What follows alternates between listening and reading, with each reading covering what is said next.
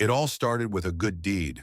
And as any black parent who's been around the block knows, that's when the real trouble usually begins. When a young black child hasn't yet figured out that in this system, being too good too soon is like walking into court with a guilty plea stapled to your forehead. Nate Reeves was 12 years old, sixth grade, slim, quiet, sharper than a fresh razor blade, and just about as welcome. That morning, he showed up to school a full 30 minutes early, not to sneak in a phone, not to run from anything at home. No, sir. He showed up early to do something absurdly radical in its innocence. He went to the library. Now, this library wasn't no temple of higher thought. It was the same dusty room with crooked shelves and a librarian who shelved books like they owed her money. Most of the books were relics, history texts written with the kind of bias that would make a Confederate general blush, the type that called slavery an unfortunate economic system and glossed over civil rights like they were a group project that America barely passed. But Nate wasn't hunting fairy tales. He wasn't there to waste time flipping through whitewashed heroes and sanitized timelines. He was searching for something real. He was searching for himself. He settled into the back corner with his prized possession, a tattered black notebook wrapped in duct tape and prayer. This wasn't a Marvel fan journal. No comic strips, no doodles. This was serious. Inside were chapters, actual chapters, of a civics textbook. His textbook, written by him, in longhand, over months and years of questions the standard curriculum never even tried to answer.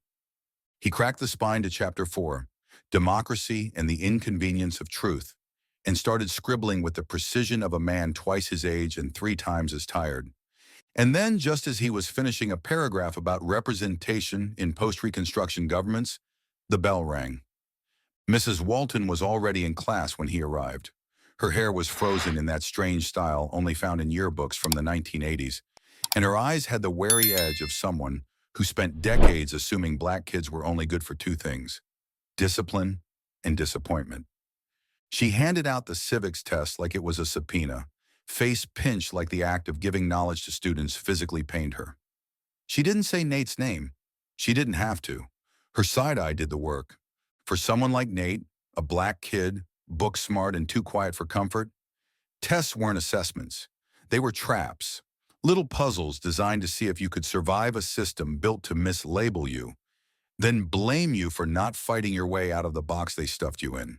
He sat down, took the paper, breathed in once, and then he wrote. Not with nervous energy, not with panic.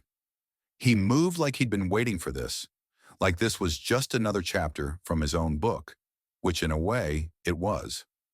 20 minutes later, 5 pages sat on his desk, complete, cited, argued, with historical context and a conclusion that could have closed out a keynote at a national conference. It wasn't just good, it was brilliant. Too brilliant. And that right there was the problem. Mrs. Walton spotted it from the front of the room. Her eyes narrowed like she'd seen a snake under her shoe. She glided to his desk, silent like a courtroom bailiff, and snatched his paper with the flair of someone catching a thief in the act. "What's this?" she barked. 5 pages? In 20 minutes? Are you out of your mind? Nate looked up, calm, unapologetic. "I prepared, ma'am." That single line cracked something in her face. Her eyebrow arched so hard you'd think he'd proposed marriage in the middle of a math test. "Prepared? What do you mean prepared? Since when do you prepare like this?" He didn't answer, because there was no good answer. Anything other than, "Sorry, I dared to exceed expectations," would only make it worse. "Empty your bag. Where's your phone? Your cheat sheet? You hiding something in your hoodie?" "I don't have anything." "Then explain this." She waved the pages like evidence in a trial, and in that moment the classroom stopped being a place of learning. It turned into a courtroom, and Nate had been declared guilty of excellence. The room fell silent. Some students giggled. A few looked worried. But nobody moved. Nobody spoke for him. And Nate, sitting there, felt his hands start to shake. Not out of fear, but out of the slow boil of injustice. "Out," she snapped. "Go to the principal's office. Now." He stood, slowly, dignified. The kind of slow walk that says, I'm not afraid of you, but I am tired of this nonsense. He held his notebook tight like it was a shield against whatever came next. Principal Hank's office smelled like stale coffee, bureaucracy, and low expectations. He was a large man with a small voice, the kind who smiled only when budgets balanced and avoided conflict like it was a food allergy. Mrs. Walton barged in before Nate had even sat down. This is outrageous, she started. He either cheated, copied, or got help. No sixth grader writes like that. I've taught for 20 years. My honors students don't write like that. Are you saying he plagiarized? I'm saying it's not his. He might have Googled it. Maybe his parents helped. But this? No way. And here, ladies and gentlemen, came the classic move, the bureaucrat's favorite dance step. Principal Hank said nothing. Nate sat across from them and pulled out his notebook. He didn't raise his voice. He didn't cry. He just opened it to the exact page that matched his test essay. This is my work, he said, voice clear. You can compare it. Same structure, same arguments. I quoted from myself. Mrs. Walton paled. The blood drained from her face like someone had turned down the color setting on her skin. Are you joking? No, ma'am. You wrote a textbook? Yes. About civics? Yes. Her voice rose with the kind of anger only exposed insecurity could summon. This is ridiculous. You're a child. You don't have credentials. Nate looked her straight in the eyes, calm as a sunrise. So smart kids can't be real if they're the wrong color? Silence again. He walked out of that office with dry eyes but fire in his chest. Not fear, not even sadness. It was something else. A deep, boiling rage that comes when you realize the system doesn't fear your failure. It fears your excellence. In the hallway, Samantha Wilson, Mrs. Walton's golden student, future valedictorian, and unofficial spy, sat smirking. Genius, huh? She sneered. What's next? Harvard? Or straight to the White House? Nate looked at her and didn't say a word. He just clutched his notebook a little tighter, the same one this school had refused to see for what it was. Evidence not of cheating, but of brilliance. Today he hadn't just been accused. He'd been warned. He'd stepped on the system's toes by doing something they never expected him to do. Think. What happened next changed everything. You don't want to miss how this story unfolded. Nate Reeves didn't come back to class the next day. Truth be told, he couldn't. Not after the way he'd been shown the door, like someone snuck an illegal variable into a pristine equation, and that variable just happened to be black intelligence. Word spread faster than fire in a dry forest. Whispers rolled through hallways and lunchrooms like a bad storm. Did you hear? They suspended him. He's getting expelled. But as always, the truth was messier than the rumors, and far more revealing. That morning, his mother, Mrs. Renee Reeves, walked through the front doors of the school like she'd been summoned to a battlefield. She wasn't loud. She didn't scream. But there was steel in her spine and a fire behind her eyes. And in her voice, there was everything. Exhaustion, anger, and that haunting tone that only black mothers have, forged from years of explaining to their sons that the world sees their brilliance as a threat. She stepped into Principal Hank's office like it belonged to her, because in that moment, it did. So let me get this straight, she said, standing tall across his desk. My son is being punished. For what? For knowing more than you thought he should. That's a violation now? Principal Hank was spinning a pen between his fingers, like he could somehow twirl this situation into a less uncomfortable shape. Mrs. Reeves, he began with the tone of someone about to say something deeply unsatisfying, nobody is accusing your son outright. We just need to verify that there wasn't any outside assistance. Perhaps a source he found, or someone who may have helped him. She cut him off like a gavel in a courtroom. So you're saying he couldn't have written it himself? Is it because he's young, or because he's black? The silence that followed was so thick, it could have been cut with a butter knife. Even the ticking clock on the wall seemed to freeze, as if afraid to interrupt. 2 days later, the school held an emergency academic integrity hearing.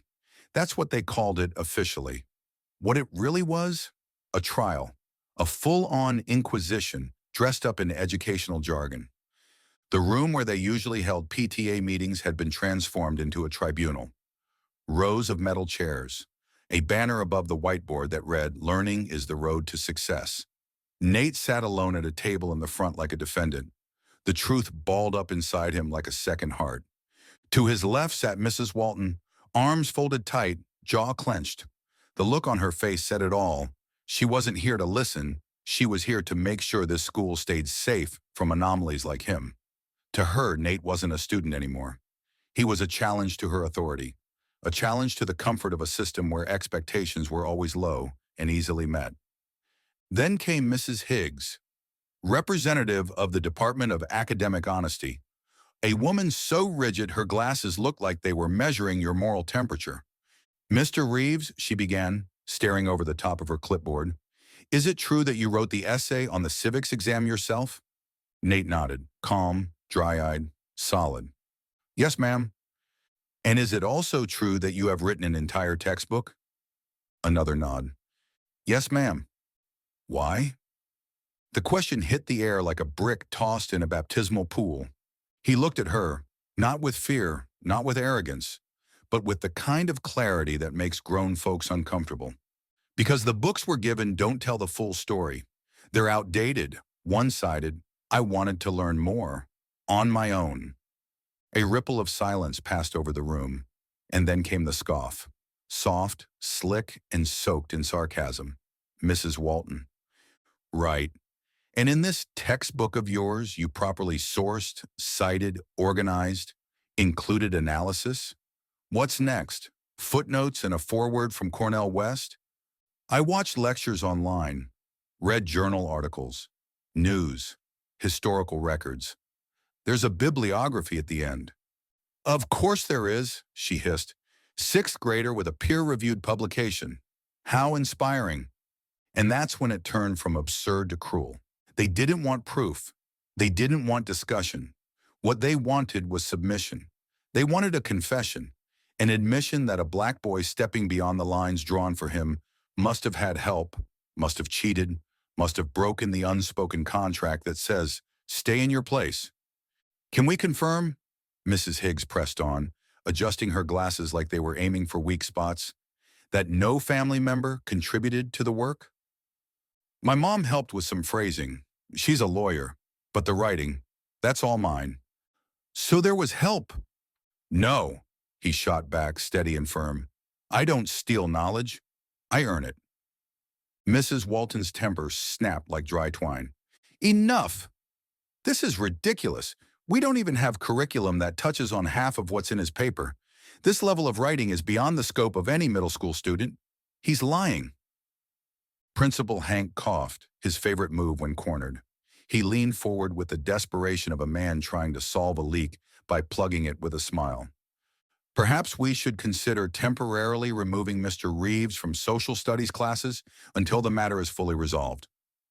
Mrs. Reeves, sitting in the back with her purse clenched in her lap, stood up like a tide rolling in. "Remove him? You're talking about punishing a child because he dared to be smart?" "No, no, of course not," Hank fumbled. We need time to—" "Time to what?" she asked, her voice low and lethal. "Time to bury the proof before the whole school sees how broken this place really is." After the hearing, Mrs. Walton made her way through the teacher's lounge like a politician leaking scandal. She spoke in hushed tones, but with all the venom of someone who felt personally attacked by a child's success. "Did you see the way he looked at me?" she muttered to a colleague. "Right in the eye. Confident, like he was better than this school." "Maybe he is," whispered the computer science teacher, and then quickly looked away. Meanwhile, the internet had already caught fire.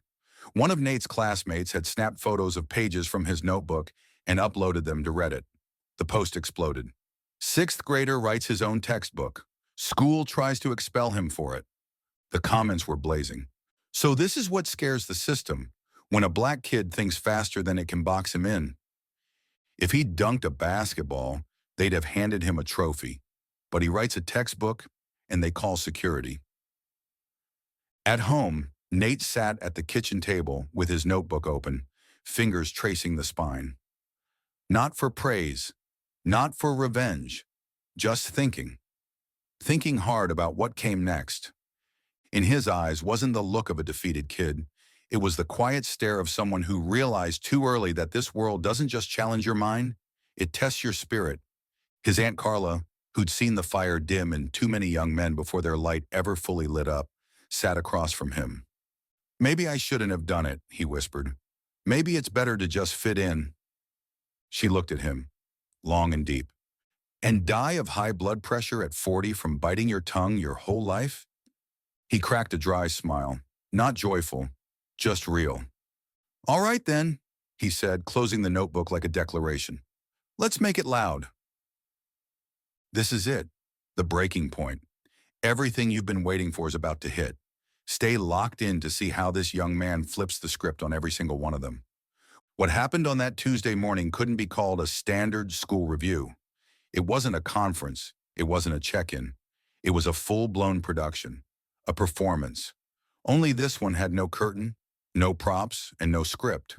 Just real people, each stepping into a role they'd either chosen or been handed by a very broken system. The sign on the principal's office door read, "Private Meeting." But that was a lie, because inside it wasn't just teachers and administrators whispering behind closed lips. Folks from the outside had come too, representatives from the Department of Education, a couple of local reporters with notepads and raised eyebrows, and one woman no one recognized, sharp suit, shiny heels, and a badge that read Educational Audit. Her voice? It was the sound of velvet wrapped around steel, like someone who'd spent a lifetime being polite until she didn't have to be anymore. Nate Reeves sat with his left hand twitching under the table. Not from fear. He wasn't scared. That tremble, that was realization. It was the weight pressing down on him, the understanding that his story had traveled further than anyone ever intended. And now it was forcing doors open that had been welded shut for generations. Mrs. Walton was in the corner of the room, arms crossed so tightly her fingers looked white. Her face was carefully composed, but there was tension behind every feature. She looked like a student called in for cheating on a test, she wrote herself. Principal Hank sat beside her, eyes darting across the room like a man hoping nobody remembered he was in charge. His usual mask of calm detachment was wearing thin. And when the woman from the audit team finally spoke, it felt like a spotlight cutting through the haze. "Ladies and gentlemen," she began, with a voice that made people straighten their spines, "we've reviewed the case of student Nathaniel Reeves. We conducted an independent evaluation, contacted academic professionals, and do you know what we found?" Silence, not a pin dropped, not a breath released. The civics textbook, yes, the one handwritten in a composition notebook, that textbook is now being used in 3 different schools. Teachers found it online. They assumed it was an advanced resource from a university civics course. They downloaded it as a PDF and started building lesson plans around it. The breath that escaped from Mrs. Walton's throat wasn't voluntary. It sounded like the air had just been punched out of her chest. "And the author?" someone asked from the back. The woman smiled, but not the warm kind. This smile was surgical. A 6th grader, a black boy, from a school where he was nearly suspended for finishing a test too quickly. Dead silence followed. Not a noise, not a fidget. The weight of the truth had hit the room like a falling chandelier. "We've reviewed the notebook scans," she continued. "The handwriting matches, the style, the vocabulary, the structure. It's all consistent. We reviewed camera footage from the library, computer access logs. Everything supports the same conclusion. This work belongs to Nathaniel Reeves, and he did it without assistance." Mrs. Walton finally found her voice, but it cracked like a cheap windshield. "But this isn't aligned with our curriculum. It's not age appropriate. He's a child. Who even allowed?" "Allowed," the woman repeated sharply. "Are you suggesting a child needs permission to be intelligent?" That was when something shifted. You could feel it. The air changed. Nate didn't smirk, didn't gloat. He just sat there, still, silent, steady, like someone who had waited too long for justice to dance in the end zone. This wasn't about revenge. This was about finally being seen. A second auditor stepped forward, flipping through a printed report. We also found disturbing patterns in his academic record. Assignments downgraded without explanation. Essays never returned. Feedback withheld. One teacher even wrote in an email, and I quote, "There's no way a child with his background wrote this." That, folks, is not just oversight. That's systemic bias. That's academic discrimination. A soft voice broke the silence. "He's not the only one." It was Mrs. Johnson, a black teacher who had taught at the school for 25 years. Her hair was graying, her voice was worn, but unshakable. She sat near the back, hands folded tightly in her lap. "I read his work," she continued. "I kept quiet. I didn't want to rock the boat. But I can't keep doing that. I won't." She turned to Nate. "I'm sorry." Then came the moment. The one that would echo through that school long after everyone forgot who built the new gym or how many trophies the basketball team won. "Mrs. Walton," the lead auditor said, voice cold but deliberate, "you are hereby suspended from all instructional duties pending a formal investigation. You are being cited for inappropriate academic conduct, targeted student bias, and unprofessional behavior." Mrs. Walton tried to speak, but the words died before they could leave her mouth. She rose, collected her bag, and walked out of the room without looking back. No protest, no defense, no dignity. 1 week later, the school installed a new display case in the main hallway. Inside, under glass, stood a single black notebook, edges worn, tape peeling, pages slightly curled. A small plaque beneath it read, "First edition, Civic Society Through a Student's Eyes. Author N. Reeves, age 12 inches. That notebook wasn't just a project. It wasn't just an example of brilliance. It was a mirror, held up to every teacher, administrator, and system that had ever looked at a black child and expected mediocrity. Nate wasn't made a hero. That would have been too easy. He became something harder to ignore. Proof. Proof that the problem was never a lack of talent. It was a refusal to believe it could come from kids like him. At the school's end-of-year assembly, the room was packed wall to wall. Staff, parents, reporters, students. The front row was saved for family. Aunt Carla sat in the middle, dressed in navy blue, with tears sliding down her cheeks like she'd finally exhaled after holding her breath for a decade. Principal Hank, visibly sweating, handed Nate a certificate. His hands were trembling. "We're very proud of you," he said, the words sounding like they were scraped from the bottom of a meeting agenda. Nate took the microphone, held it for a second, let the silence settle. "Thank you," he said, then paused, looked up. "But don't clap for me just because I made it through. Clap when the next kid doesn't have to fight this hard to be taken seriously. Clap when a black child isn't treated like a problem just because he thinks big." There were no cheers, no applause, just a wave of people standing, silently, one by one, a quiet tribute, not to a genius, but to a truth too long ignored. The very next day, the school library unveiled a new section, Student Authors. Nate's book sat on the top shelf, untouched, but glowing in its own presence. Not because he wanted attention, but because someone finally made room for a story that wasn't supposed to exist. He didn't break the system, he exposed it. And sometimes that's the bravest thing you can do. You've seen it. One boy, one notebook, one truth too sharp to silence, not because he shouted, but because he never stopped writing.